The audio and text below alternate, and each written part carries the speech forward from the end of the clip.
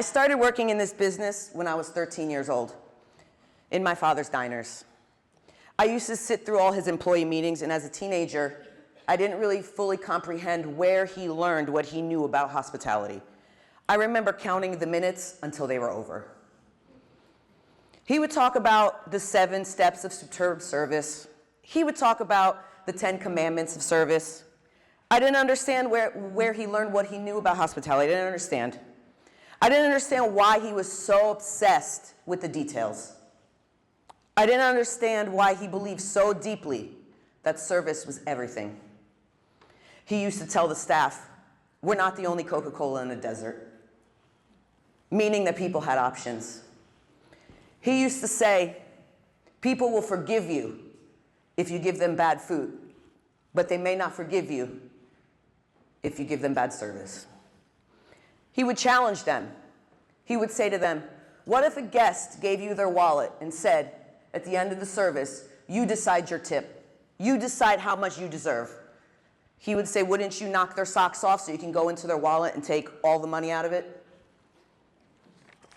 At 13, I thought I was just helping in the restaurant.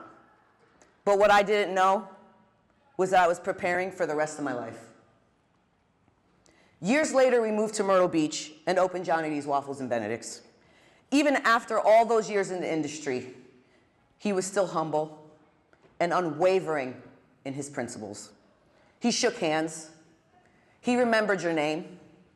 He hugged people. He worked closely with the staff to build trust within the team. If anyone hadn't come in for a while, he'd call them out. He asked them where they'd been. He made people feel seen. And I didn't know one day that I would have to carry those lessons forward when he wasn't here with me anymore. 2 days before he passed, we were having what I didn't know was our final conversation. One of the last things he ever said to me was, "Always take care of the customer." And that's what I intend to do every single day.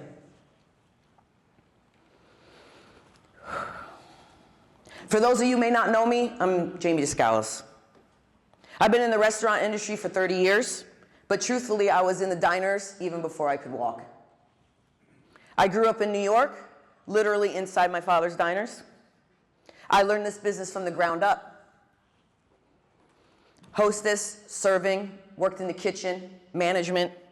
My father had over 40 years experience, and while he's no longer here with us today, his legacy lives on, and you can see it every day in our restaurants. 12 years ago, we moved to South Carolina to open up Johnny D's Waffles and Benedicts. And I felt a shift almost immediately. People always talked about Southern hospitality. I heard the phrase before, but when I experienced it here, I understood it. Southern hospitality just felt different to me. It was less rushed, warmer, more personal. People weren't just serving you, they were welcoming you. It showed me that you build your business in the community and not just within your 4 walls. In the beginning, Johnny D's was everywhere. Johnny D's was everywhere. We participated in fundraisers, Chamber of Commerce events. We served on boards. I cooked at chef competitions. We hosted fundraisers at the restaurant. I can't even count the number of times I set up a waffle iron on a golf course and was handing them out at the holes. We showed up. We donated. We supported giveaways. We hosted writers, journalists, TV personalities, influencers, and none of it was done accidentally. Because we weren't just building a restaurant. We were building relationships. If you Google Johnny D's today, you're going to see article after article, and they all say the same thing. The efficiency, the food, the service, the legacy. That didn't happen by accident. It happened because we built it within our community. Hospitality doesn't stop at your front door. It extends into the lives of the people that you serve. And just when I thought I understood what hospitality really meant, it was about to deepen even more. My understanding of what hospitality could be changed when my son was diagnosed with autism. James taught me something that my father could not even teach me. Neither of us had been exposed to what it truly means to serve a family navigating autism. James taught me that hospitality isn't about warmth. It's about awareness. It's about designing an experience that makes someone feel safe even before they sit down. I remember one family in particular. There was this little boy that came in every year before COVID. From their very first visit, their parents were emotional. Not because of the food, but because they could just come eat without any stress. Even if we were busy, we seat them right away. We always had noise-canceling headphones there for him if he needed them. We always knew his favorite red velvet waffles. And I would always go over and say hello to them. The first time I did, he leaned his head into me. Instinctively, I applied pressure to his ears with my hands. It's something my son really enjoys. He melted. And from that day on, every year, he came back, he would light up when he saw me, walk straight over and lean his head against my chest. He wasn't asking for waffles. He was asking for safety. His parents would just sit there relaxed. They didn't have to explain themselves. That's hospitality. It's not loud. It's not flashy. It's awareness. It's preparation. It's care. And when you design an experience for the most vulnerable person in the room, you elevate the experience for everyone. Today, I operate 3 locations, and everything that we do is built around intentional experience. Not just around food, but around making people feel seen, heard, and safe. Because when people feel safe, they trust you. And today, I'm not here to talk to you about waffles, although they're delicious, as we know. I'm here to talk about hospitality. Because whether you're serving breakfast or helping someone buy a home, you're guiding them through an emotional experience. And how you make them feel during that experience becomes your brand. So what is hospitality? If you look up a traditional definition, it says something like the friendly and generous reception of guests. But does that really explain it? To me, hospitality is what happens when someone walks into uncertainty and you make them feel safe. Hospitality is the responsibility we accept when someone places their trust into us. It's not just being nice. It's not just smiling. It's not just good customer service. And that starts, hospitality is removing uncertainty. And that starts even before you say a word. Appearance matters. The way your space looks matters. The way you present yourself matters. The way your team is dressed. The way your emails are written. The way your office feels when someone walks into it. Before anyone speaks, they are already deciding, is this organized? Is this professional? Am I in good hands?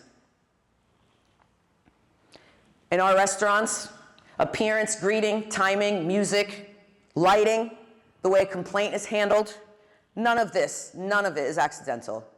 It all says, we care. It says, we're prepared.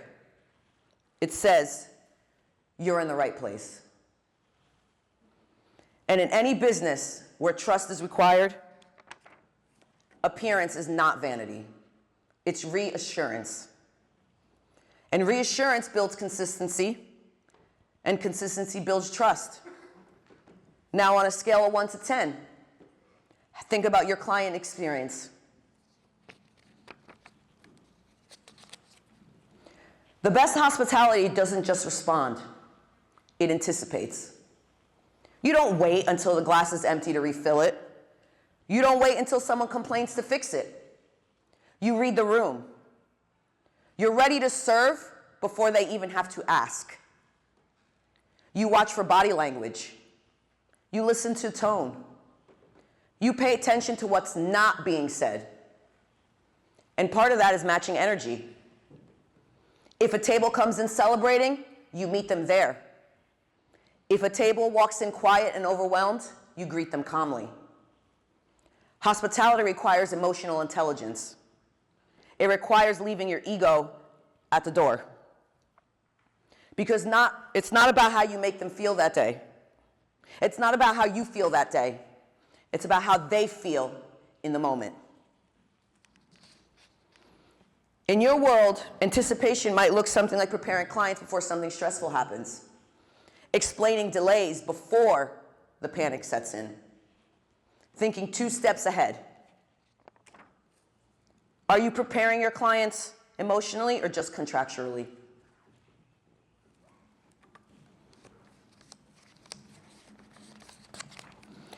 Because excellence lives in the anticipation. Your reputation isn't built on big moments. It's built on the small ones. It's the greeting, the tone, how you handle something when it goes wrong, how you treat the child at the table. There's a little girl that comes into the restaurant every single week with her parents. Her name is Rosie. When she sees me or her favorite server, her face lights up. She shows me her outfit. She tells me what waffle she's ordering before she even sits down.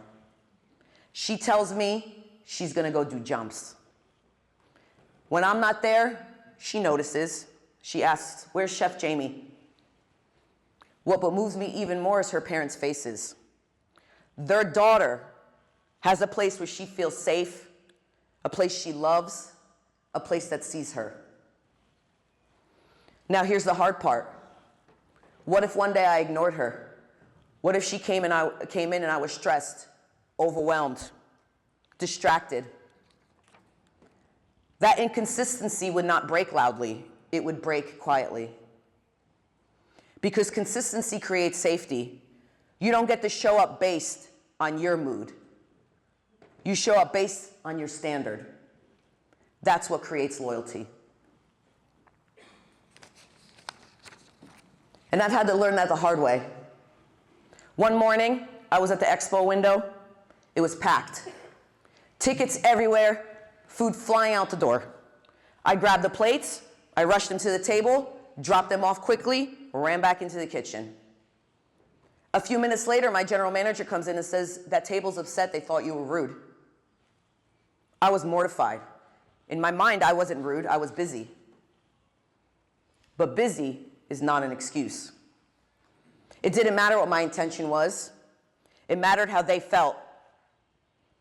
So when I had a moment, I went back out there, humbled, and I apologized. I told them the truth. No matter how busy I thought I was, I failed them. Their feelings were valid, and I thanked them for bringing it to my attention. Because hospitality isn't about perfection. It's about ownership. That table taught me something that day. Speed means nothing if it sacrifices experience.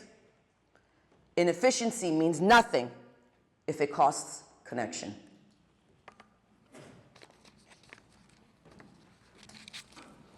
I've seen restaurants with incredible food close because the service didn't match. I've seen places with average food be packed every single weekend because their customers feel valued and seen. Bad service will stop someone from coming back, even if everything else was perfect. Consistency builds trust, and it doesn't happen alone. One of our biggest compliments we get every day is your team runs like a clock. Guests notice the teamwork. They notice the smoothness. They notice that no one looks frantic. What they're really saying is, this feels organized. This feels professional. This feels safe. They don't see the systems. They don't see the coordination. They just feel it. And when people feel that kind of seamlessness, they relax. But here's the truth. You don't get a team like that by accident. Hospitality doesn't start with your guests. It starts with your people. To get a group of individuals, all different personalities, backgrounds, strengths, to work together seamlessly is a feat of its own. With my staff, every day, I make sure to say hello to every single one of them. If I don't, they call me out on it. Don't you worry about that. If they're sick, I ask them how they're feeling. If they've been on vacation, I ask them how it was. If their families come in, I always go say hello. We keep the restaurants up to standards so they can feel pride in where they work. We show up presentable and approachable, not just for our guests, but for our team. Because you cannot expect people to give hospitality if they've never experienced it. Culture is not what you demand. It's what you model. And when your people feel respected, supported, seen, they will pass that forward. I'd like to do something with all of you right now. Just for a moment, close your eyes. Think about your favorite place to eat. Not the trendiest, not the most expensive, your favorite. Picture yourself walking in. How do you feel? Do you love it only because of the food? Or do you love it because of how you're treated? Do you feel confident it will be consistent? Do they greet you by name? Do they remember your order? Do you feel safe that you're going to be taken care of? Okay, open your eyes. How did the memory of your favorite place make you feel? When I think about my favorite place, it creates energy. It brings back memories. It makes me feel like I can't wait to go back. And my father always used to say something. He would say, my goal, when our guests walk out that door, they say, I can't wait to go back. Not that was fine. Not that was good. I can't wait to go back. And he would always ask guests, was everything the way you expected it? Because he wanted to know, did we meet the promise? Did we deliver on the experience?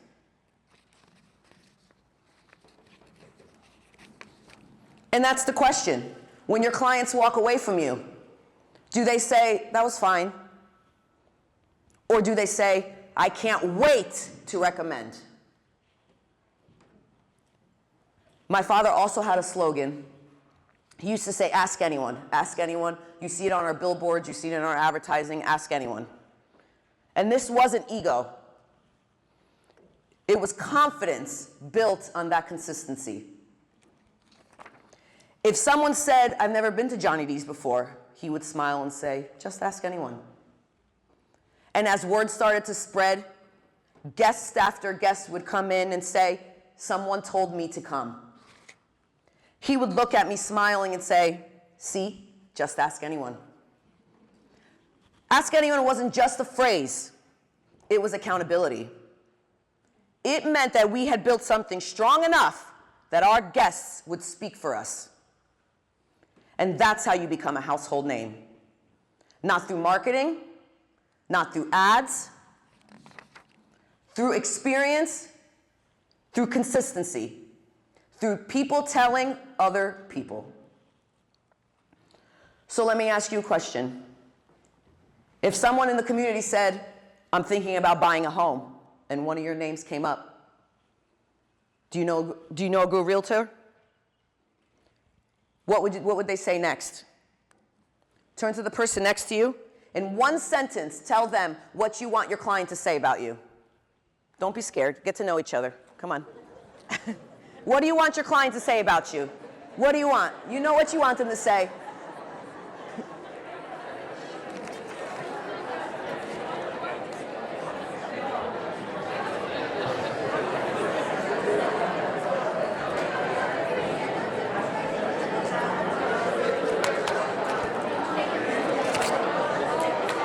All right, bring it back up here. Bring it back up here. How many of you use words like safe, confident, trusted, taken care of?